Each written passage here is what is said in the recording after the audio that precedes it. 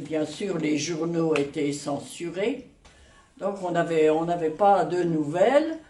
Les seules nouvelles qu'on avait, c'était par la radio, quand on réussissait à capter Radio Londres, parce que c'était pas toujours facile non plus. Donc voilà, on ne savait pas qu'il allait avoir le bombardement. Et pour nous avertir, l'armée alliée est venue semer des tracts. Alors les Alliés avertissaient, voilà, à telle heure, tel jour, on va bombarder Saint-Lô, sauvez-vous, quittez vos maisons. Si bien que quand ils ont bombardé, ils croyaient qu'il n'y avait plus personne, ou peu de monde tout au moins, dans Saint-Lô. Et le matin du 6 juin, moi je l'ai su par mon papa directement, il est sorti faire un tour, parce que depuis l'aube, il entendait un grondement au loin, et comme il faisait partie de la résistance. Mais ça, on ne savait pas. Il nous l'a dit qu'après. Mais mine de rien, donc, il était au courant, lui, qu'il allait avoir, mais bon, il ne savait évidemment pas exactement le jour, où, etc. Donc, il ne nous a pas dit de partir, de quitter Saint-Lô. Saint-Lô, pourquoi bombarder Saint-Lô? C'était tout petit. Il y avait 10 000 habitants, je vais vous dire pourquoi. Eh bien, les Alliés, appelons-les les Alliés, tous ceux qui voulaient chasser les Allemands, les Alliés, ils voulaient un port pour débarquer tout leur matériel de guerre. Ils avaient un matériel très lourd, ce matériel ne pouvait pas débarquer n'importe où. Au début, ils ont débarqué avec des barges, avec des blindés légers, enfin relativement légers, mais tout le gros matériel, les munitions et tout ça, il leur fallait un port, et de préférence, pas n'importe lequel, il fallait un port de guerre, c'est-à-dire un port aménagé pour accueillir du gros matériel. Or, sur les côtes de la Manche, il y en avait un, très important, c'était Cherbourg. Et pour atteindre Cherbourg, où il fallait qu'ils viennent carrément de face, mais ils se doutaient bien que les Allemands avaient fortifié toute la Normandie et surtout le Cotentin.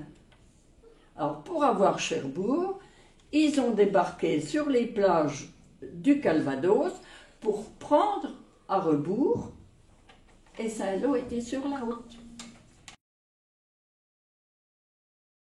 On était à table, on a entendu ce bourdonnement qui s'approche très vite parce que les avions américains sont ultra rapides. Et on ne pensait pas que c'était pour nous. On ne pense jamais que c'est pour nous. Et puis ça se passe très vite. On entend le bruit, un bruit assez évacuable. Alors on est pris de peur. Moi, la peur, ça me paralyse. Je ne sais plus quoi faire. Et puis, où s'en aller? Sortir de la maison, parce que on essaie de se mettre à l'abri des débris, si je puis dire. Oui, mais aller où? Mais par devant, par derrière, prendre la rue à droite, à gauche. Le tocsin, c'était une énorme cloche qui était dans les tours de Notre-Dame, sonnait, et je ne sais pas si vous vous rappelez, mais c'est lugubre. Hein. Oui. Alors, un bruit énorme. Ouais. Et en cas de tocsin, ça pouvait être un incendie, évidemment, mais ça signalait un danger. Donc, en général, on sortait de la maison, et puis on savait très vite ce qui se passait. Mais là, il n'y a pas eu le temps d'avoir un tocsin parce que les bombes sont tombées partout et voilà. Les cloches n'ont pas pu sonner.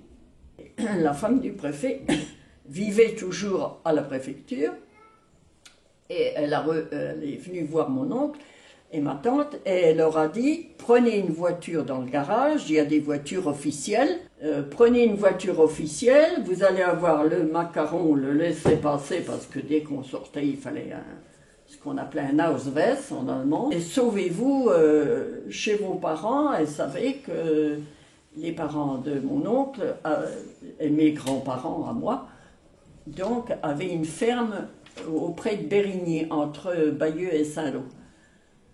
Donc c'est ce qu'il a fait, il a pris sa femme, son fils, bien sûr, et une voiture, mais avant de partir, il a eu la gentillesse de passer voir, nous, ce qu'on était devenus. Là, il nous a trouvés, parce qu'il savait à peu près où on allait se cacher au moment du débarquement, dans un petit chemin qui s'appelait le chemin du Burel.